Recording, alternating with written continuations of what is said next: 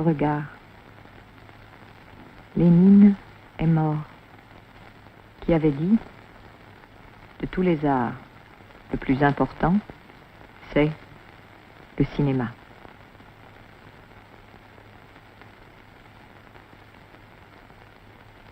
D'abord le regard, ensuite le cinéma, qui est l'imprimerie du regard.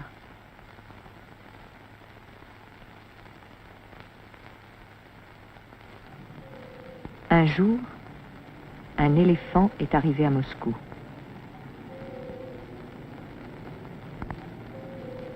Un autre jour, un canard. Nous avons oublié de vous dire comment. Le cinéma a tout vu. La guerre civile, encore toute proche. Mikhail Kaufmann a tout vu. Dziga Vertov a tout vu. Eisenstein a tout vu. Et dans la foule, le cavalier rouge Alexandre Miedvietkin a tout vu. Première armée de cavalerie. Le cavalier Miedvietkin y inventait des pièces pour chevaux. Les cavaliers jouaient tous les rôles. La satire, la critique étaient leurs armes. Ils fonçaient sur la bêtise comme sur l'ennemi. Miedvietkin dira plus tard, c'est là que j'ai appris l'essentiel. Il regarde. Les yeux d'octobre s'ouvrent. Les mains prennent la relève des yeux. Lénine a dit, il faut savoir rêver.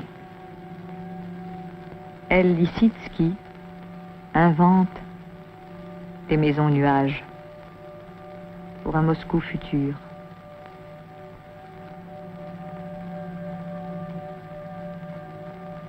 Partout se rassemblent les ingénieurs du rêve, comme à Vitebsk, Marc Chagall. Sortir l'art des musées, l'offrir à la rue. Mais les rues de toutes les villes, mises bout à bout, ne sont qu'une balafre sur le grand corps de la Russie. Le seul réseau qui unit tous ses membres, c'est le train. Tout de suite après octobre, les trains se mettent en marche. Par les trains, le sang de la révolution circule.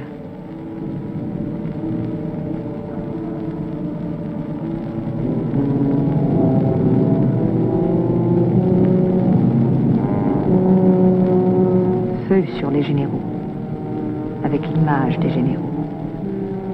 Feu sur les nobles, avec l'image des nobles. Et pour la religion, des passe-boules en forme d'évêques. Agitation, propagande, culture, littérature, qui veut dire toutes choses imprimées. Et par conséquent, là aussi, le cinéma. Voiture cinéma, traîneau cinéma. Bateau d'agitprop, porteur de films. Et quelquefois aussi de caméra. L'image était muette. Le son aveugle. Le film se faisait dans les têtes. Ce qui n'était peut-être pas plus mal.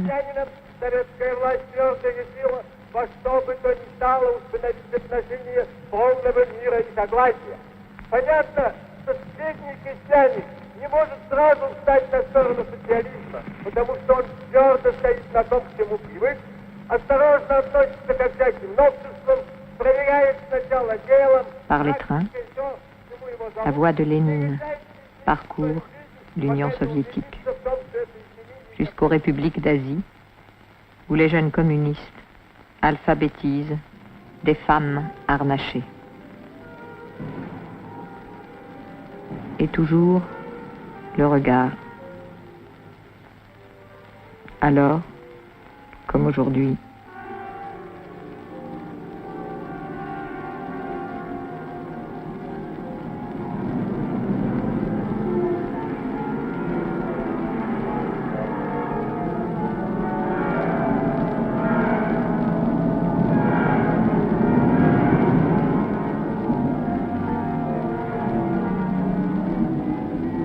Dziga Vertov disait avoir trouvé un œil plus parfait que l'œil humain. Il l'appelait le ciné-œil. En fait, c'était le regard russe. Les années 20 s'achèvent. Des temps difficiles commencent. Les églises ne se maquillent plus en tank, ni les usines à gaz en théâtre.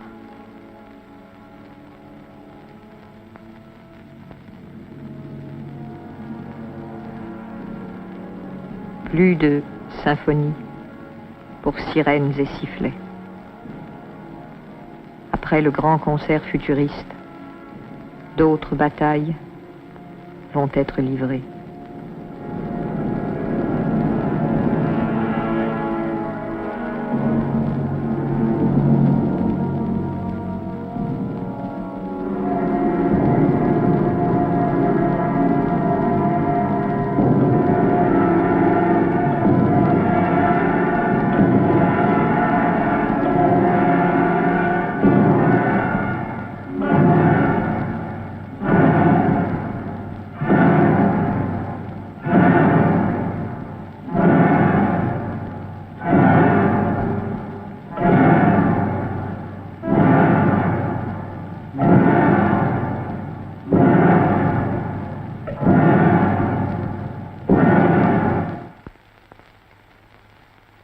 Voici l'histoire d'une de ces batailles.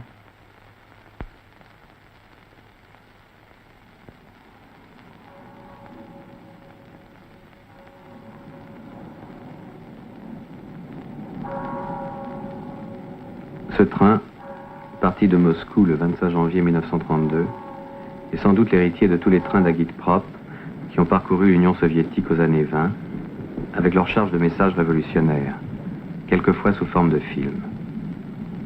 Mais là, le cinéma était quelque chose venu d'en haut. On apportait au peuple le cinéma des cinéastes, comme on lui apporte l'art des artistes ou la science des savants. Ici, le cinéma allait se créer au contact du peuple et le provoquer à intervenir. Près de 40 ans plus tard, dans un wagon du dépôt de Noisy-le-Sec, un visiteur étranger nous raconte l'histoire du train. C'est Alexandre Ivanovitch Medvedkin, le cavalier rouge, qui faisait parler les chevaux.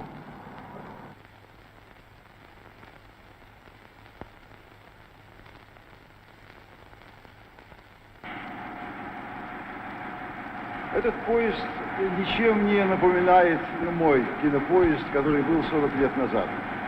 И вагоны... Ce train ne ressemble guère à mon ciné-train d'il y a 40 ans. Les wagons ne sont pas les mêmes et la voie est plus étroite.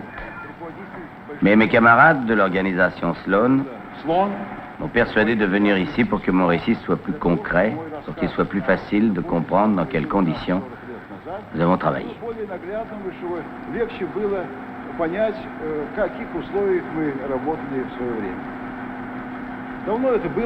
Cela s'est passé il y a longtemps et notre train était un peu particulier. Je ne dirais pas que c'était facile d'installer un studio de cinéma dans des wagons de chemin de fer.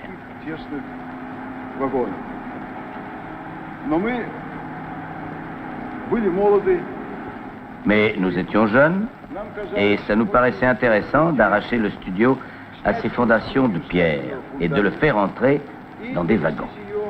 De faire en sorte que ce studio, on puisse le transporter à travers notre immense pays, qu'on puisse filmer la vie de notre peuple et immédiatement montrer cette vie à ce peuple et par là l'aider à construire un monde nouveau, ce qui était à l'époque notre plus grande préoccupation. Что было для нас тогда особенно важно и актуально. Мы взяли 3 пассажирских вагона. Nous avons pris 3 voitures de voyageurs. Nous les avons vidées de leurs banquettes et de tout l'équipement. Nous avons libéré tout l'espace possible et nous y avons installé les postes les plus importants. Et d'abord, le plus important de tous, le laboratoire.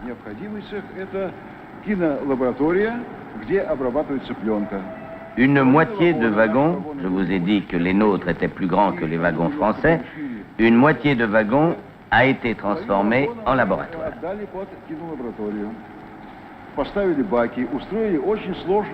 Nous avons mis des cuves et tout un système très compliqué d'écoulement d'eau. Un laboratoire a besoin de beaucoup d'eau. Et il a fallu installer les cuves sur le toit du wagon pour que tout se passe comme dans un vrai studio en pierre. Une autre moitié de wagon était transformée en salle de montage. 6 tables de montage auxquelles pouvaient travailler 8 à 10 réalisateurs.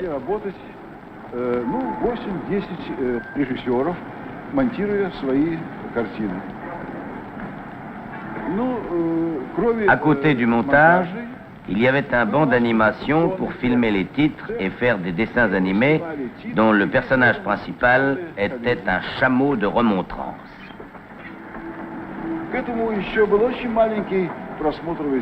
Il y avait encore une toute petite salle de projection, 2 mètres de long, et là se terminait le cycle complet de production.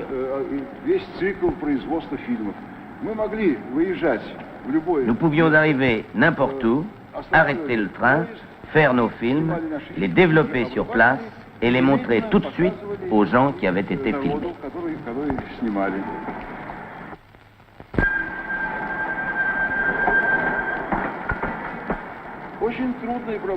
Il y avait un sérieux problème, celui du logement. Chacun de nous disposait d'1 mètre carré d'espace habitable.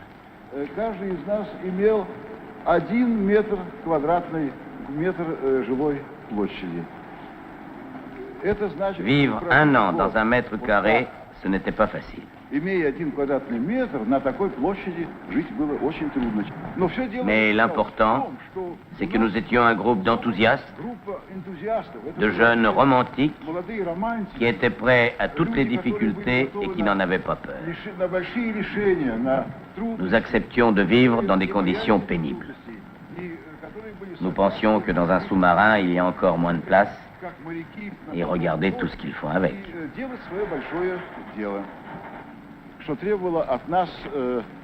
Tout ça était très serré et nous demandait de grands efforts parce que l'équipe n'était pas nombreuse.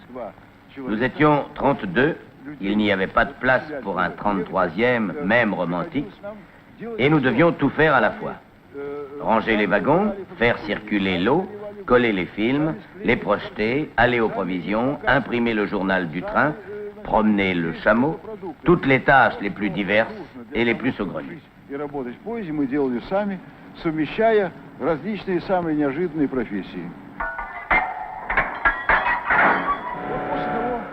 Une fois le train installé, nous sommes partis pour l'Ukraine. C'est un voyage dont j'aime particulièrement me souvenir. C'était l'Ukraine à l'époque de la moisson. L'époque était très difficile, très compliquée. Nos paysans commençaient à peine d'adopter une forme de travail collective, le kolkhoz.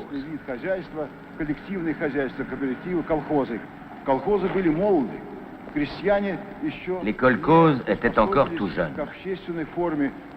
Les paysans n'étaient pas habitués aux formes collectives de travail et de production, et ce n'était pas étonnant qu'il y ait beaucoup de retardataires qui travaillaient mal et qui n'arrivaient pas à rentrer leur moisson à temps.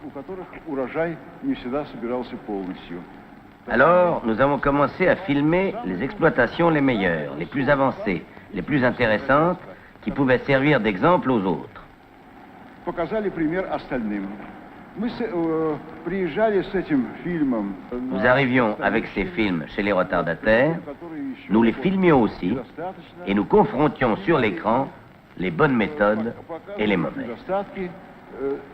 Сопоставляли на экране и хороший опыт, и плохой.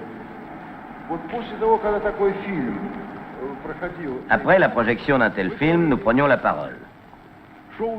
Alors, chers camarades, qu'est-ce que vous fabriquez? Est-ce qu'on peut traiter ainsi son propre pain, son propre temps de travail? Vous n'arriverez à rien comme ça. Также не получится ничего.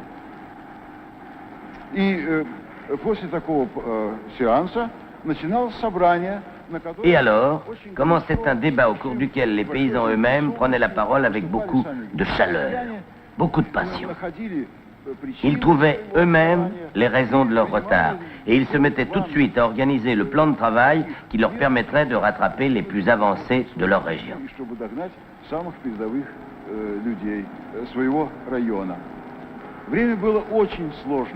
C'était une époque difficile. C'était le temps du premier plan quinquennal. C'était les premiers pas de la construction du socialisme dans le pays. Il était normal de se cogner à de grandes difficultés, et d'abord dans des domaines comme le blé, l'acier, le charbon. C'est pour cela qu'une fois la moisson terminée, nous sommes partis vers le sud, vers les aciéries.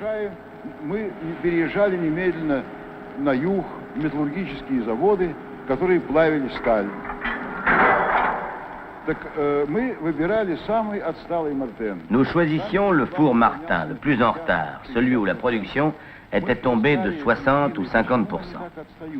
Nous cherchions les causes de ce retard. Pourquoi ça marchait si mal? Les raisons, il y en avait beaucoup. Elles étaient complexes.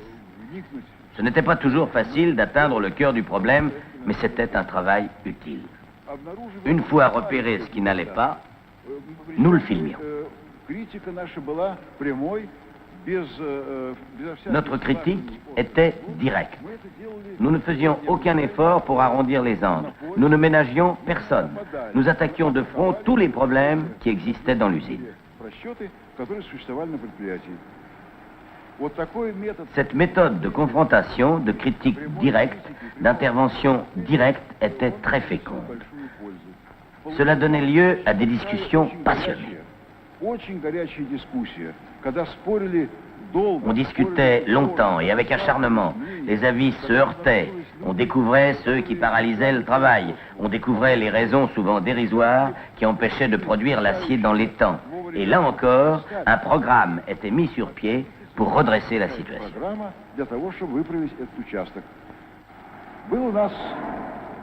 Et maintenant, une histoire qui nous est arrivée. Dans la forge d'une très ancienne mine de Krivoy-Rog, nous avons remarqué que deux forgerons sciaient les crochets des wagonnets.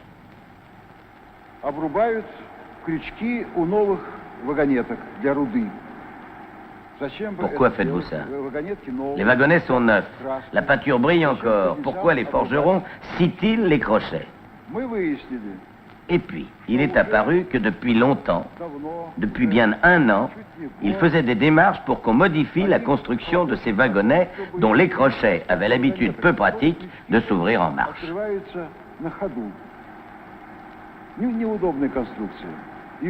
C'est pour cela qu'ils les sciaient et les remplaçaient par des crochets à eux, des crochets de forgerons, artisanaux, simples, mais qui du moins faisaient leur métier de crochet et tenaient sur les wagonnets. Nous avons filmé tout ça. L'usine se trouvait à une douzaine de kilomètres, nous y sommes allés. Nous avons convoqué une assemblée générale des ouvriers et des ingénieurs et nous avons projeté le film. Alors, chers camarades, qu'est-ce que vous fabriquez? Est-il possible de sortir de tels crochets, de tels wagonnets? Les ingénieurs ont dit tout de suite que faire des crochets et des wagonnets, c'était leur métier, qu'ils en faisaient depuis longtemps et que tout allait très bien. Mais il y avait le document.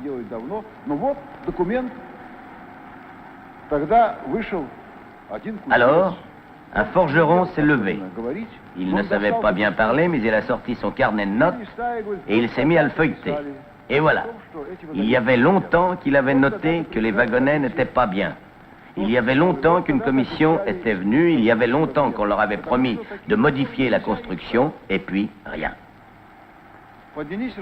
D'autres ouvriers se sont levés et ont dit que le forgeron avait raison, qu'on ne pouvait pas travailler comme ça et qu'il fallait changer ce secteur de construction.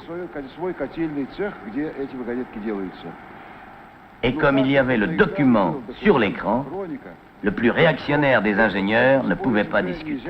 Le secteur de fabrication des wagonnets a été transformé et les ouvriers ont eu gain de cause.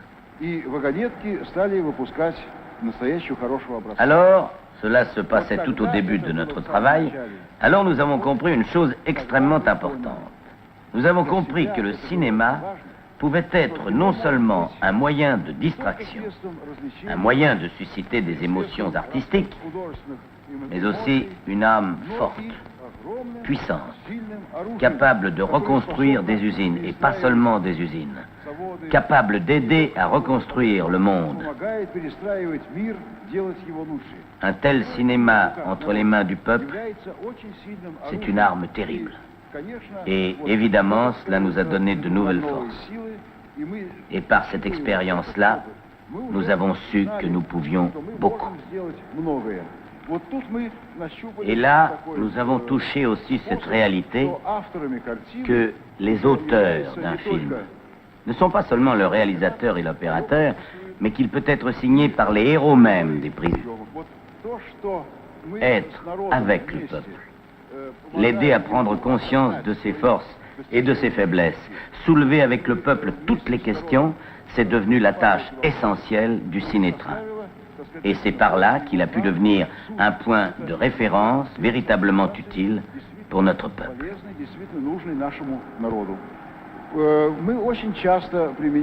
Très souvent, nous employions la satire dans nos travaux. Nous trouvions les côtés drôles de l'inorganisation et même de l'incompétence et de l'ivrognerie. À la longue, le rire était même devenu une des armes principales de notre train. Voilà, c'est tout. Bien sûr, ce n'est pas tout. Il faudrait raconter 294 jours sur vous, 70 films, 91 bobines, 24 565 mètres montés et projetés, les milliers de kilomètres parcourus. Moscou, Dniepropetrovsk, Krivoï Rog, la croisière kolkhozienne en Ukraine et en Crimée, la grande bataille du Donbass. Les hommes du train, ils étaient 32. 8 seulement sont encore vivants, la plupart sont morts à la guerre. Lifshitz, le sans-parti, qui avait découvert l'action politique en prenant une caméra. Tcheliakov, l'homme du labo, qui pouvait développer 2000 mètres par jour. Et Slonimovski, dit Sloan, qui jouait comme personne le grand air de Rosemary. Et les comédiens du train, Maslatsov, Sibiriak, digne descendant du théâtre des chevaux, et qui venait de la troupe de Meyerhold.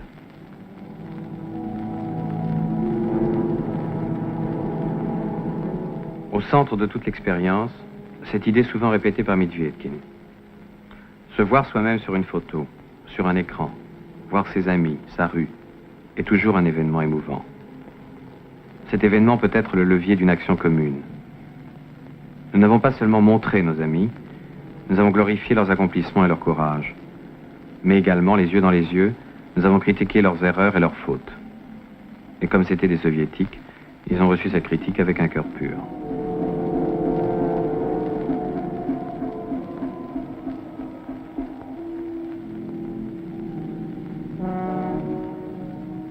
Il y a de cela 40 ans. L'histoire et la guerre sont passées par là.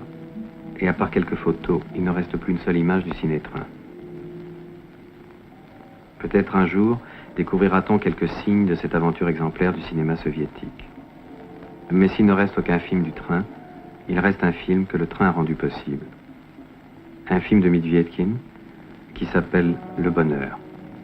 Eisenstein le comparait à Chaplin, un Chaplin bolchevique. Ainsi le train, tout en répondant jour après jour à des questions immédiates, amassait également quelque part un matériau imaginaire. L'imagination n'était plus l'ennemi de la réalité, ni l'art de la vie.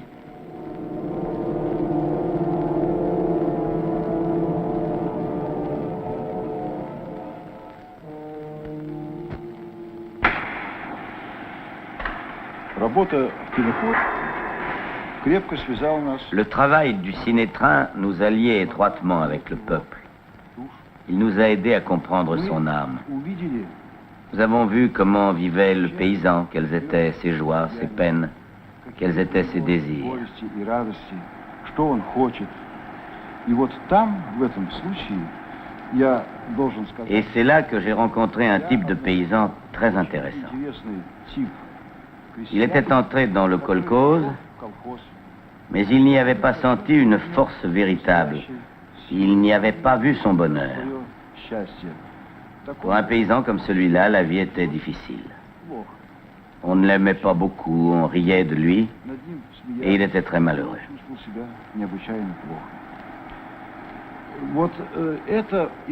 C'est à lui que j'ai pensé pour faire ensuite mon film Le Bonheur.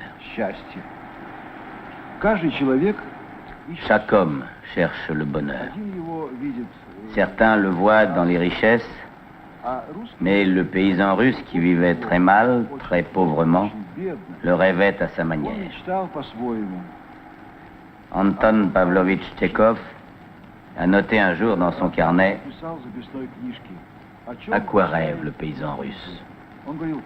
Si j'étais le tsar, je volerais 100 roubles et je me sauverais. » Un proverbe russe dit « Voilà ce que pense le paysan. Si j'étais tsar, je mangerais du lard sur du lard et je dormirais. »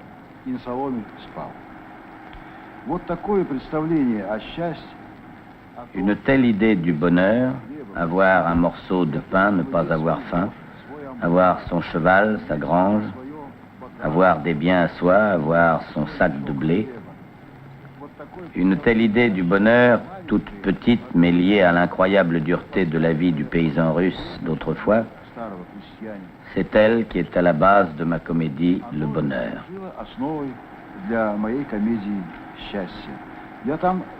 J'ai essayé d'y montrer la tragédie d'un tel homme, ses efforts pour se trouver, quelque part, un idéal de vie. Bien sûr, il ne pouvait pas se le rêver très vaste, il était très limité. Il le rêvait à sa manière, et à sa manière, il cherchait à atteindre son bonheur.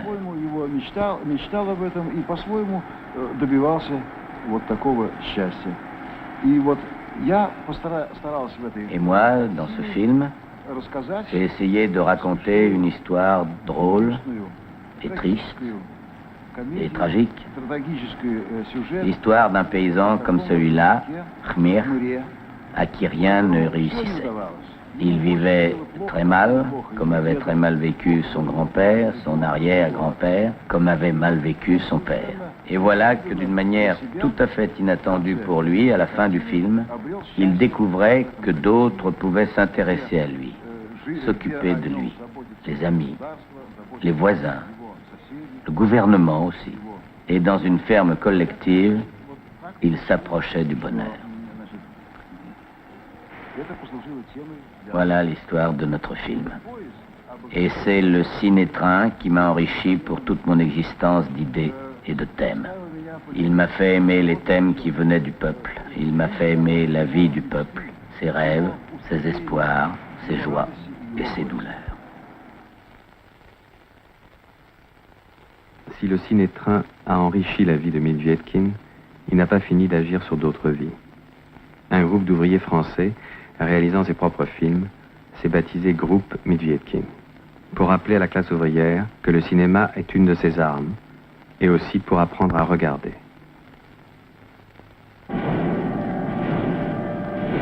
Et le train, le ciné-train, il est devenu pour nous tous un peu mythique. Comme si, malgré la différence d'écartement des rails, il avait échappé à son lieu et à son temps, pour s'identifier à tout ce qui avance, à tout ce qui bouge. Ciné-train, train de la révolution, train de l'histoire. Les signaux contraires ne lui ont pas manqué, ni les aiguillages. Mais l'erreur la plus grande que l'on puisse faire à son sujet, ce serait de croire qu'il est arrêté.